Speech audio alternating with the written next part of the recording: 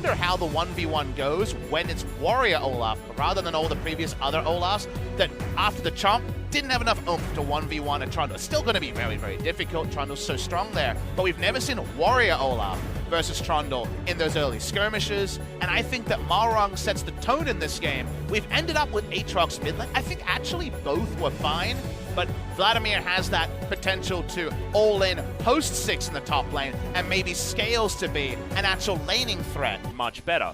See how it goes. Get onto the Rift.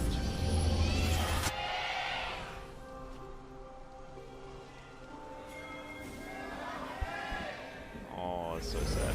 Jin Air fans a little bit uncoordinated here, but I'm sure they'll make up for it in game number 2. Gen G fans, of course, ludicrously excited as Malrang takes a little while to make it out of base. He's your classic solo queue jungler that went to the bathroom in the loading screen. Looking at any interesting starts here in terms of runes and all that jazz. Defensive ward top side from Jin Air, so they want to spot any deep vision coming in. Also, I like the defensive ward there because you can place it early enough that there's no chance scouting wards go onto your red buff, and you won't spot them when they come in. So I think important to do that. Malrang wants to get a good start here. Definitely way stronger at level 2. It's around level 3 where Trundle can actually start doing his annoying thing when he has access to all his abilities. And gank pressure, Olaf can gank, loves assists in the ganking, but if you are far up enough to lane the top lane, he can even gank for a Vladimir and find inroads. And Peanut's actually gone for Conqueror here. No press the attack, which is what we've seen almost every time with these Trundles. So wanting to make sure that the extended skirmishes against Malrang are going to be working out.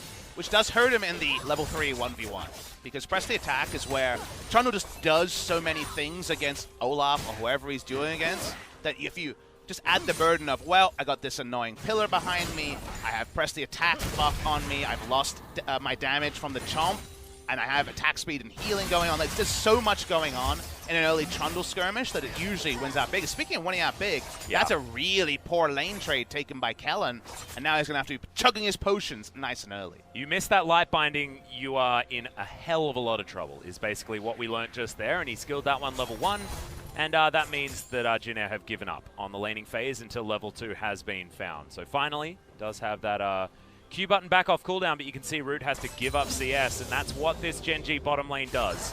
It wins. And you have to think, what does this Gen G draft do? Well, I think it's really big around post-level 6 in the top lane, ulting bot, and if any flashes are down, well, a pillar's behind you, the cannon barrage is on top of you, and then Zyra can try to roam first, get that turret as fast as possible. So I think it will be bot lane focus here, given that you need a lot more coordination with a Trundle to pull off the normal ganks that are much easier for other junglers to do.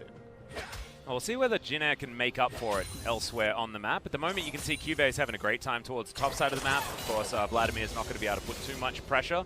I was going to mention earlier on, it is the phase dive taken here by Linderong instead of the Unsealed Spellbook that we've seen so much of here in Korea for the Vladimir. The choice here is very much because of the matchup. Against GP, he's going to try to disengage you with the barrel slow when you're going for an all-in. So it's just to keep your all-in options there. A lot of turret dive potential onto a GP, especially if there's no Sterix in the build. So the phase rush here, especially given the matchup and all the annoying slows like the pillar as the game goes on, I think phase rush is categorically the correct choice given Gen G's lineup.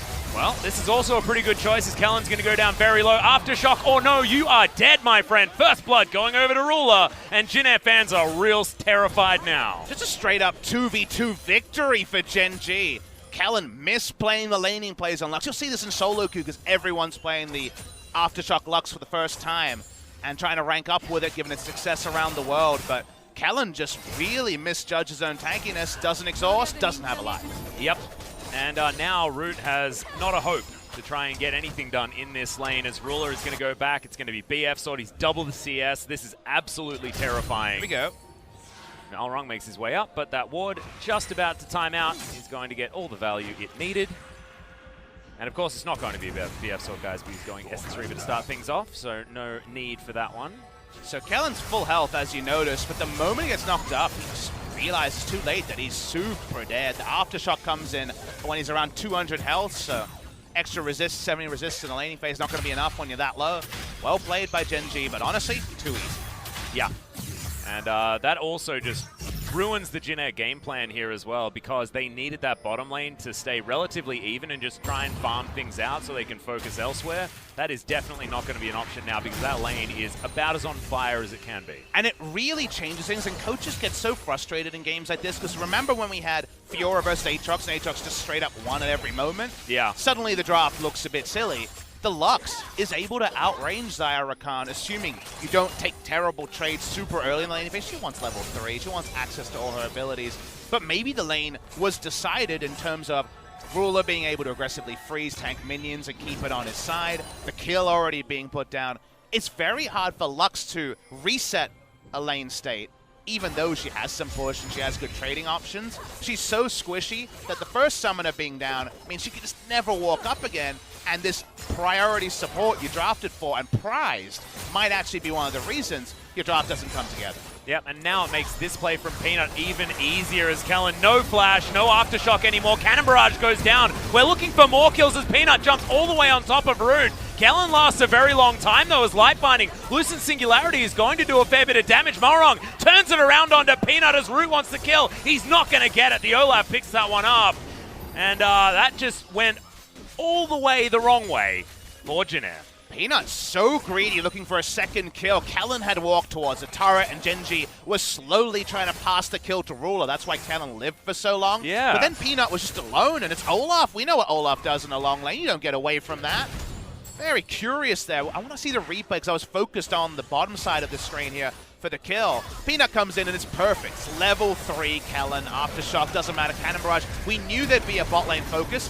Peanut flashes for the chomp slow onto Root and then dies Alice. So it's very peculiar on the back end. It's not like life is going to back you up and do any relevant damage. And also, Ruler almost died to minions while that was all going on as well. He took a long time to take down the Lux. Thanks very much, Aftershock, says Kellen. And that meant that the Xayah just wasn't there, and that's where the money was. You know, he'd actually gone for a shot. That is why Peanut was able to be so aggressive, but as it turns out, he wasn't. These are the comms I need to hear. These are the comms I need to understand, because something was fundamentally off there for Genji, because the gank timing was perfect, Yeah.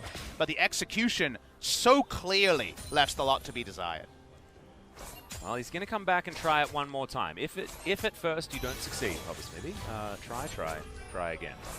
You always want an Aftershock user when you have Trundle, because you want to steal away those stats. It's so amusing that it's Lux. Yeah. Speaking of Lux, He does have the Subjugate available as okay. That's a great life binding onto Life and Peanut. And that's exactly what Kellen needs to be doing to avoid these bad trades. now I want to see Malrong go top side and try to dive Cuvée, because bot lane again and again and again is going to be Genji's focus. And it doesn't feel good to let 2-0 Ruler get more and more control, but I think resetting this against GPO, against all the other tools from Genji, it's kind of a fool's errand at this point. There'll also be a time with a TP advantage for Kuzan, as there's no TP on Grace. You can dive GP. He's only got a Sheen. He doesn't have a stopwatch. Olaf and Vlad. It's pretty straightforward to dive here, right? Yeah. Hemoplay comes in, hit a couple of axes, it should be fine. But if you just play everything to try to counter gank as Olaf, I think that's just really asking for the game to be snowballed out of control. Well, right now, Genji are in control. 600 gold is going to be the lead. Cuvée underneath this turret. It's actually very comfortable against Linderung, but it's a weird matchup. Vladimir does like to sit at around half health throughout the majority of the laning phase. Kuzan gets knocked up, but as we check in on the mid lane, it's only a little bit of a lead here for Grace at the moment, and you'd expect that with the Ignite being on the Aatrox and having a little bit more range and control in this lane. That walks up. Wants to control bot side the entire game, and honestly with the priority, it's very hard to stick any vision on the bot side of the map. Waiting to see if Malrong will kind of queue in with our points and try to become a topside berserker. He can get a topside gank. The Rift Herald is set up to be a Jin Air objective, but if he ends up counter ganking because of Root's frustration at how the 2v2 is going, I really feel like they won't have any inroads paying off from that. I really like this from Genji, though. They were able to take the Rift Scuttler down here towards the bottom side. Cannon Barrage was used to take the pressure off top side of the map. Malrong is going to be able to go in, steal away a blue buff, but information is given immediately over to Genji with the smart warding, and that means this Dragon's going to be able to go down as well. Genji with complete and utter control of the bottom side of the map, which is exactly what they should have, but they're at least able to get objectives around it as well. Grace is walking up, very, very risky. He has his summoners up, but as we've noted a few times, maybe he's just spotting for a Lux, but she doesn't even have ult Axe, so she's not going to be stealing that one. Yeah, Grace was trying to work out exactly where to go there as Peanut sidesteps the light binding nicely. Life gets the heck out of there. It looks like Gen G were happy just to grab that Cloud Drake and then move on out. It just feels like all Jin Air were ever going to do was to confirm that the Drake died, but you got a global notification for that one. There was no way they were realistically going to force anything. Too far behind, I feel like, on the bottom side. So, again, not seeing them play top side at all. They're trying to, I guess, stem the bleeding when it comes to bot side advantage. It's only a 10 CS lead, so the kills are the reason there's that 150 gold bounty onto the Xayah. Cuve roaming around. He's got no business being top side. I just feel like Cuve understanding like, okay, I can't be in lane, I'll roam around, see what I can do, is understanding what strong and weak side of the map is, and Jin Air, just second showing up to a Drake that's being started, seem to be misunderstanding what the state of the map is. Yeah, and also just wasting time, right? So they could have been up towards the top side, getting vision around that Rift Herald, but you can see on both sides of the map, it's extraordinarily dark. Shelly, not the focus here, as it is going to be Cuve heading down to get deeper vision that Linderung was just able to put down. Linderung does have some great items, though, at this point in the game. So you can see now is when he's feeling more comfortable in this matchup. But Cuve has, he has Hexdrinker, which means he feels strong enough that doesn't have to just buy Trinity Force so he has something by the time the game is up in the balance. They're winning, so he can afford to go for an incremental item and slow down his Trinity Force completion. So now the turret dive on him is more tricky for the Vladimir and the Olaf to pull off. And speaking of items, something I want to make mention of, you mentioned it earlier, the Cinderhulk changes. Yeah. It frees Peanut from going Tiamat on a jungler whose jungle clear is hurt by being a fiercely single target champion. Because actually, that buff is big on a champion like Trundle, who didn't have AoE clear, compared to a champion like Olaf, who already had a fast enough clear that extra Barmy's damage didn't matter. Yeah, exactly. Jin Air are going to be able to take Shelly, though. Vision is being denied with that control ward, and you saw Root just give up a plate on the bottom side of the map because full vision was available for Gen G of where the Jin Air players were. No surprise that Shelly was going to go down, but you can see trade for power, bottom side for top side. Linderung's going to get a huge benefit from Shelly being deployed up there, and it looks like Grace is going to come down and protect the taking of the outer turret bottom side for Jin Air. The more members that come up, the more likely Sivir can come in, press WQ, and at least get most of the minions out of a wave. So there is always a cost to these players. Let's see who wins this race, because it's one plate left on top and bot turret. Yeah, it looks like bottom lane is actually going to get saved by Jin Air. Top lane outer turret is going to go down all too easily, and the minion wave gets wiped out by Root. Still 2 plates available there as we're looking to see whether Shelly can get an extra charge. Cuve needs to shoot her in the back instead of the front. Close to ideal. You always want to give solo gold to your scaling carry, but I think giving shared gold to a warrior Olaf, who really does need his items as fast as possible, otherwise the fall-off period is even more severe, it's actually pretty good, and it's actually 1.5 plates, so a nice bit of stalling here by Jin Air Greenwings on the bot side, and just the reality of the Rift Herald vertical jungle. Yeah.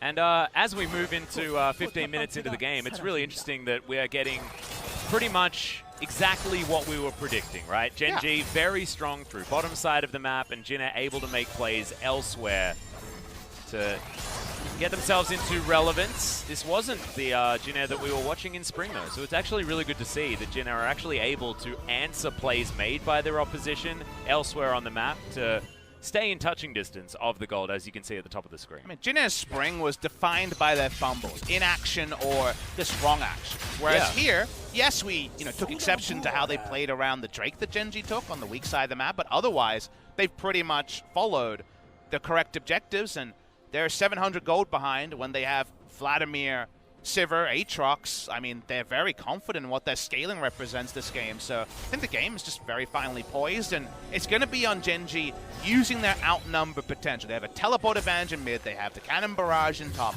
They can be places, and you can punish a repeat of Jin Air contesting the wrong objective. But if you miss your windows, if it's just farm, farm, farm, which a lot of Gen G games do fall into, I think Jin Air looks at this and says, hey, I think we're ready for this. Yeah, and also Jin Air can look at a Baron and say, we'll start this, we'll tank it, and then we'll turn at any point and kill you with the composition we put together. So what does a big mistake from Jin Air look like? Fighting anywhere the Xayah is. Xayah has an Essence Reaver advantage, and it's Essence Reaver carries right now, the tier 1s as we know, Sivir and Xayah right up there. And even the Executioner's calling on top to try to brawl against the healing. There's a lot of healing over the course of Jin Air. So I actually really shout out for this early Executioner's calling. It's a lot of team value here with this much heal. However, not a lot of value when Ruler loses half of his health bar. If they are going to start a fight, it might mean an early Feather Storm as Root once again looking for a Boomerang Blade. Jin Air now stacked as 5. This is how they want to be, but maybe it's too early to actually get any value as the Mountain Drake is going to get started off. Ruler over to the side. Gen.G looking for a pincer. Hemoplague available from Kuzan. As On the Hunt is thrown down. Ruler immediately has to use the Feather Storm. He's exhausted. He's trying to get protected, but it's not going to be enough. But in the back line, Jin Air just can't get anything done. Grace, World Ender available, but I just don't think it's going to be enough. Root is going to get taken down under the turret. They'll take the turret there as well as Gen.G smash the team fight. And unfortunately, they don't heed otherwise. They're caught. Life's Engage was popping off on the bot side of the screen while they were also losing on the top side. Gen.G pincered them to death, and sadly for Jin Air, we've seen this story before. Yeah, Life was able to engage and disengage and peel at the same time. So hats off to Life's Rakan play. Thought that Rakan, what might be a champion that we'd be seeing less of, given the fact that even Xayah was showing up with things like the Thresh, but Life reminding us that Rakan's still pretty good at getting fights started. What is it with it in week 2 of teams scaling better than they should have in the early game and then fighting before they're ready to? Sadly, we see it from Jin Air. Watch Life on the bottom side. He's posturing. At this point, like, okay, this is over. Life does the kind of now you see me, now you don't. And look at this re-engage. It's insanely massive on the top side. Kellen dies an afterthought. He wants to be in the backside quarterbacking. As this Lux, not in the middle of combat. There's no way for her to get out. This is a Lux, right? There's just no, she's not mobile. That's just not something she offers. So they're brawled down from here, shot where they stand. Listen to Ruler, and Ruler had all the gold. He was primed to carry. They couldn't shut him down. And suddenly, 3-1 and 3 may have died, but no worries. And even Juve's having a great time after this as well. 2-0 and 4. Almost every single kill he's been a part of, given the fact that he does have that Cannon Barrage available, and he's navigated this early game extraordinarily well. Just one of those games where, when I'm doing a review and a team is ahead that I know loses the game, I'm always like, wait, what does losing the game from here look like? How did this happen? How did this happen? And that was one where we said, well, they team fight before they're ready, and it happened. And I think that's what more pro players, at least one player on a team, whoever considers himself the captain or, has the most experience, should be thinking, all right, this seems to be going well. Where are the spots where we might trip up? And I feel like Jin Air just haven't been able to stabilize in scenarios where some of our more veteran teams have, over the many metas that League of Legends has gone through, found their stabilizing points and not overfought for, of all things, just a Mountain Drake. Yeah. Gen.G were able to steal that one away as well. Insult added to injury. Grace up towards the top side, looking to try and defend this half-health outer turret. Pillar goes down, the turret taking a lot of damage as Life and Ruler will show up. Life not going to be able to find the Gleaming Quill, but is able to battle dance his way out of Lucent Singularity and Light Binding.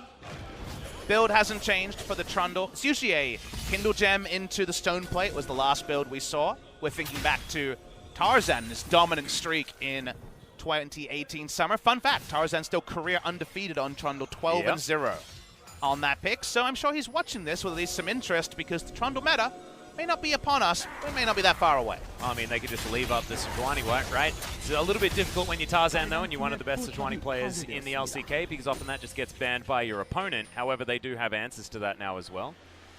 Talking about Griffin, though, is not what we're supposed to do in a Jin Air versus Gen.G match. And Jin Air is still trying to find that opportunity to make their way back.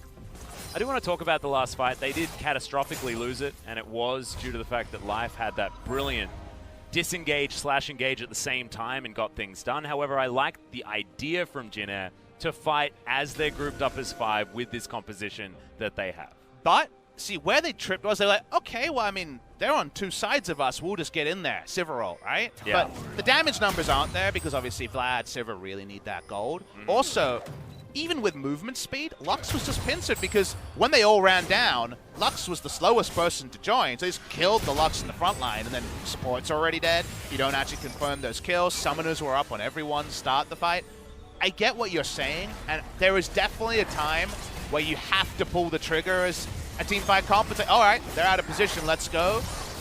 Just because you're more ahead or had a better earlier game than possible doesn't actually mean you have to pull the trigger when you see it. Wait for those items and then pull it. Oh, you just got their Essence Reaver now. Yeah. I'm just seeing proactive play from Jin Air, and I'm feeling good about it. That's where my head's at. Hopefully it doesn't put them off making aggressive plays in the future. See, Ruler has completed his rapid fire cannon, and we'll be looking for his Infinity Edge most likely as the next item. Mortal Reminder probably not going to be completed for the next little while. Walking out to the turret here, not the best siege by any means for Gen G, but Jin Air have to all in. We won't see that yet. Yep, and Root does have at least a lot of wave clear. So he's able to at least get rid of those minions. 50 seconds on the next Cloud Drake, probably not going to be a huge priority, but 20 minutes has ticked over. Baron is now available. Do you have another option? Yeah, exactly. That's a fantastic ultimate as well as Ruler in a little bit of trouble. He's solo their siege because he has rapid fire cannon, so losing more than half his health is definitely not a trivial thing at all. Nice play there from Kellen. He needed a bit of a turn of fortune after the laning phase. Yeah, precisely. Kellen has had some moments, but more of them bad than good so far this game. There was a light binding towards the bottom side that was beautiful, disengage. Though. Yeah, very nicely done. And Linderon's getting there. He's going to have Spellbinder second. He's going to go for the get into a team fight side of things alongside the phase rush. Right now, continuing that lane assignment against GP, but GP's big enough that actually the solo kill potential that should be there is not there. Grace skips over the wall. Wave clear, wave clear, wave clear. Right now, that means both sides get farm, and for Jin Air, you'll take it. Yeah. Although the 1-3-1 is actually working pretty effectively here for Gen G. Double teleport is available from Cube and Kuzan. Cube doesn't even need to use it because Cannon Barrage is a thing. And Gen G happy to set up the siege. I feel like if Jin Air don't make a move, then if this continues, they're just going to lose. I think there's an understandable thought there, but the kind of good news thing is that if the extra TP involves specifically a GP, like he's not a champion to respect, does that influence a fight with his TP timing? I guess so. It would really require him to be on the other side of the map and then make it a 5v4 that the Aatrox can't do, which, yes, can be coordinated, can be set up. I think for now, even the TP advantage is not really going to be yielding fruit imminently. The control ward line from the side of Gen G around top side of Baron buff is going to potentially yield a lot of fruit, but smartly, unless they can draw out Linderong's teleport, actually getting the outnumber is quite hard. See whether they can actually do that, as right now Cube is looking for a 1v1. It's going to be turned, though, as Linderong throws out the Hemo Plague, but now that's a big button that they're not going to have access to, and Cube doesn't even take really any damage at all. For that situation, Executioner's Calling actually getting a hell of a lot of value. The Executioner's Calling, Hexdrinker is kind of the bonus from never being dived, never being targeted. In a very strong spot. In the mid lane, they could have used Cannon Barrage to guarantee this. Don't even need it. Yeah, Final Spark's going to come out. Does a lot of damage, but gets spell shielded. And not actually going to do anything at all. Gen G move on over, but they do manage to take down that outer turret that they were looking for. Game plan is still working out here for Gen G. Deceptively varied bucket of ultimates for Silas to steal, because he actually has multiple utility ults. He has Let's Be Unkillable. He has Let's Not Be able to be CC'd. He has the move quick button, but he also has burst and teamfight damage as well. So actually, for every scenario, it feels like Mr. Fix-It Kuzan should be ready to go. We'll see whether he can do his best summon impression, use as many of them as possible. See, Gen G are thinking about this Baron buff, but haven't found a safe opportunity to take it. Root is able to get his red buff. So when is Gen G being too slow? I think is something that people are going to have to ask, and a question that we've mused on for years, Atlas, over in the LCK. I think we're starting to push into territory where interesting things can happen. I think Gen G need to use all their control wards to mean something. If you have 5 control wards in Baron and never stop Baron, you actually just wasted gold. That's the part where Cloth Armor is way better. However, if you have 5 control wards, eventually draw Linderong's teleport and then can use your TP advantage, you're golden, baby. You played perfectly. So they need to find a way to make Linderong teleport. And when you already have Vision Supremacy Atlas around Baron, now's the time where we start the countdown. If we had the Sand Clock, we're tipping it over. Yeah. turn the hourglass. Yep. I think is definitely a good idea. As Peanut, he heard you, Papa Smithy. Going to at least put down the icy ground to try and move quicker. So they got a tank, right? Yeah. Trundle's nothing if not a tank in this game, so they can actually bait Baron really easily and healthily because the turn for Trundle is just fine. He can tank it away. Juve does have a control ward here, steals himself a blue buff, but is not providing any extra pressure on this map. Jin Air just trying to get as forward vision as they can possibly find as the Baron has been started. All right, we're doing it. We're doing it now. Lots of ways for Lux to check. She's already used her E. All right, blue trinket down. We pull away. All right, that's a blue trinket. Yep. That's one cooldown down. And if Kellen eventually has to check with things like ult and E, if you draw those cooldowns and just kill Kellen when they're back up, that's the way you get that TP, and that's the way Jin Air are stretched so far across the map that they're going to inevitably snap. But is now an opportunity for Jin Air to start a fight. You've got a Rabadon's Death Cap coming in before the Spellbinder was actually completed there from Linderung. A big power spike, Infinity Edge there as well. You've got a couple of Black Cleavers, you've got item completions. Is this a time where Jin Air can try and force that 5v5? See, there's two questions in that question. There's, is this the item timings where Jin Air wants to fight? Absolutely. But given they have no deep vision at all, what does the start of the fight look like? Because Sivir presses ult, they can't just keep chasing her forever. They don't have the outer mid lane turret. They actually have no force with the map state as it is, so they don't control enough. And that's, yes, lovely flank options, but Linderung gets the wrong TP, and then we have the same problem we're talking about. And right now, the right TP is going to be a defensive one. He doesn't have any offensive wards. So yeah, for your questions, a yes and no kind of situation going on here. So sounds all like bad news for Jin Air, though. Well, 5,000 gold. I mean, the gold lead is slowly extending, but it's not extending in a way that we'd expect from some of our other more proactive teams in the LCK. 5,000 gold is nothing to scoff at, but it's certainly not game over here for Jin Air. Well, good news. No one came to this game for proactive plays. They came for memes, Atlas, and they came for other things. So we're the entertainment here. We just want to give you guys the game state so you understand what to be looking for. Something I always love to do as a caster is, you know, sometimes when League started back in Season 2, it's how do you play these champions better in your own games? Nowadays, 10 years into the story, we can talk about how can you enjoy these pro games more. It's something that we always love to talk about. With Genji and Jin Air, it's kind of damned if you do, damned if you don't. But speaking of being damned, Grace in trouble as Life once again goes for another beautiful engage. Ruler obliterates the Aatrox. Mountain Drake will be the reward here for Genji, but that pick was stunning, and this Rakan is looking so good today, Papa. Sometimes life smacks you in the face. I've got a really bad ankle right now. I should know. And sometimes it's Rakan, who so far this game has been able to find the catch a couple of times. Grace dies instantly, and now it's a battle. Oh, Grand Entrance was almost positioned beautifully as Kuzan picks up a Hemo Plague. Linderung throws down his own, gets all of his health back, but he's not going to be able to get his inner turret back on the bottom side of the map. Genji might be able to transition into even more vision around this Baron buff, and once again, another bait. Oh, the stifling Atlas, oh, those lull state moments. Someone always gets a bit too hasty, and that someone was Grace. This is not a pop to my ult, didn't get a reset, didn't even get to pop his ult, just died straight up to the Rakan engage. The Baron buff they've been desperately trying to fight for by hook or by crook seems like it should be on the menu next. It's double mountain now. Make that play, pull that trigger once more. Please pull that trigger, Genji. I think that that's what we're waiting for before we believe in Genji again. Peanut's pillars have been great, but life has just been way better. Life's good, Papa Smitty. Life is good. I'm happy you finally got there. Come on, we have to use the obvious pun when he's playing this well. We use it every single time, we don't. That's the problem. That's why we have to move away from it. Have we really used it in kind of cool ways? Because Life kind of just meandered next to Ruler and had an okay rookie split. We never really had the moments where you could talk about how good Life is. It was always like, well, life sucks right now. Yeah. Well, he didn't actually say that. That's actually too rude, but it's kind of funny in some ways. Yeah. It's the one time where we're not BMing.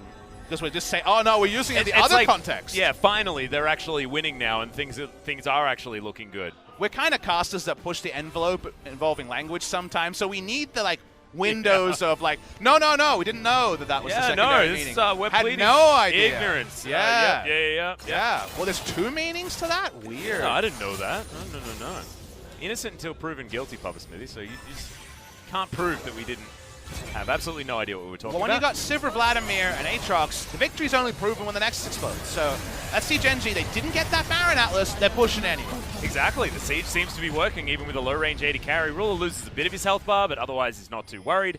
And they're able to transition towards the top side. They're playing like they have a Baron buff, but they don't have a Baron buff. And that's very scary for And Jin. it just feels like they should be getting the Baron. Yeah. Yeah. Like, if they break the base and then Sivir ricochets people to death, that's actually just really bad. Yeah. Then you just screwed everything up. Imagine if they had a Baron buff. All right, what's left? So Blue Trinket on cooldown. It was just cleared, I believe, in the pit. Now, can Lux get near? So far, no. Now, Lux can ult. Lux should ult now. Well, Grace is trying to look for his way in here as On the Hunt has been popped. Cube going down relatively low. Root was free hitting for a long time. Final Spark doing huge damage. GP picks up the double. 3 kills go down, and Genji are just too far ahead. Linderong. He teleported to a flank flank. Atlas. He found the flank. Unfortunately, he was flanked by the enemy team. And now he's just, unfortunately, in the wrong spot. Yeah. He's pulling a sword. He was waiting to dive into that Baron pit that Genji were going to go for, but he wasn't watching the rest of this game, Papa Smithy. Genji don't want a Baron buff. They want your Nexus. And for Genji, life has never been this good. Almost 100% kill participation in this game. It's just going to end, you'd have to think. Yeah, well, Linderong's going to do his very best to try and work things out here. Goes into his stopwatch, but the Nexus turrets are going to get obliterated. He goes down as well as an afterthought. And Genji win a game decisively. They don't